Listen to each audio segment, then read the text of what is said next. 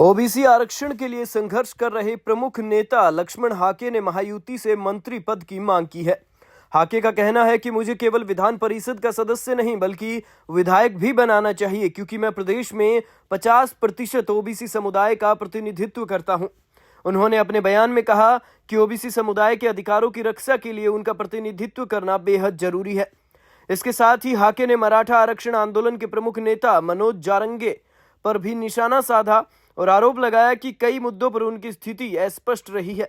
हाके ने कहा कि मराठा आरक्षण के मामले में मनोज जारंगे ने ओबीसी समुदाय के हितों की अनदेखी की है। लक्ष्मण हाके के इस बयान ने राजनीतिक गलियारों में हलचल मचा दी है और अब उनकी मांग महायुति में एक नई बहस का कारण बन सकती है। महाराष्ट्र से धर्मेंद्र सिंह की रिपोर्ट। नमस्कार। महाराष्ट्रातल्या सर्व मतदार बंधू भगिनींचं प्रथमतः मी आभार व्यक्त करतो आणि त्यामध्ये विशेष करून माझ्या OBC, VJNT, SC ST, minority, SBC प्रवर्गातल्या सर्व बांधवांचं मी विशेष करून आभार मानतो। कारण निवडणुकीच्या अगोदर वेळोवेळी या महाराष्ट्रामधल्या ओबीसींना मी आव्हान केलेलं होतं की जिथं आम्ही उमेदवार दिलेले आहेत ओबीसींचे त्या उमेदवारांव्यतिरिक्त उर्वरित ठिकाणी तुम्ही या महाराष्ट्रामध्ये महायुतीला मतदान करावं असं मी अनेक प्रेसमधून या महाराष्ट्रातल्या वेगवेगळ्या शहरामध्ये या महाराष्ट्रातल्या लोकांना सांगितलेलं होतं आणि त्याचा परिणाम या महाराष्ट्रामध्ये एक चांगल्या पद्धतीनं ओबीसी, व्हीजेएनटी, एसबीसी म्हणजे व्यवस्थेमधल्या सर्व लोकांनी एकत्रित येऊन भरभरून मतदान केलेलं आहे।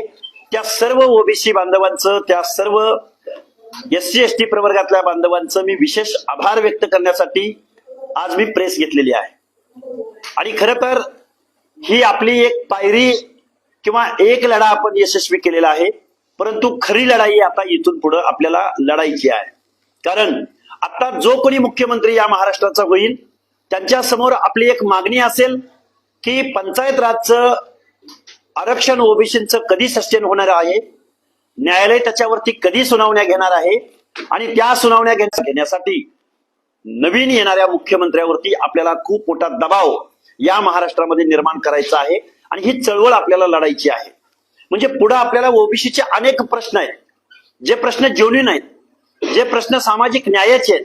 कोणीतरी प्रेस घेतली म्हणून मी प्रेस घ्यावी, खरं तर कंटाळा आलाय कुणाच्या तरी प्रेसला उत्तर देण्यासाठी प्रेस घ्यावी। कारण पुढचा माणूस तेवढ्या ताकदीचा पाहिजे, तयारीचा पाहिजे, त्याचं ज्ञान तेवढं पाहिजे। परंतु एक बावळट माणूस उठसूट उठतो आणि दिवसभरामध्ये 3-4 वेळा भूमिका बदलतो आणि या भूमिका बदलत असताना खोट्या माहितीच्या आधारे महाराष्ट्राला आणि विशेष करून माझ्या मराठा बांधवांच्या तरुणांच्या डोक्यामध्ये काही वेगळी माहिती पसरवून या महाराष्ट्रामध्ये सामाजिक तेढ निर्माण करतो।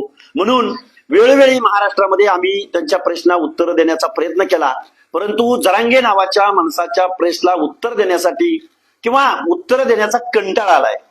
महाराष्ट्रातल्या सगळ्या सुज्ञ मतदारांनी जो निर्णय घ्यायचा तो घेतलेला आहे। हाच जरांगे निवडणुकीच्या अगोदर म्हणत होता की 130 जागांवरती बिमोड करायचा आहे, नायनाट करायचा आहे, सुपडा साफ करायचा आहे।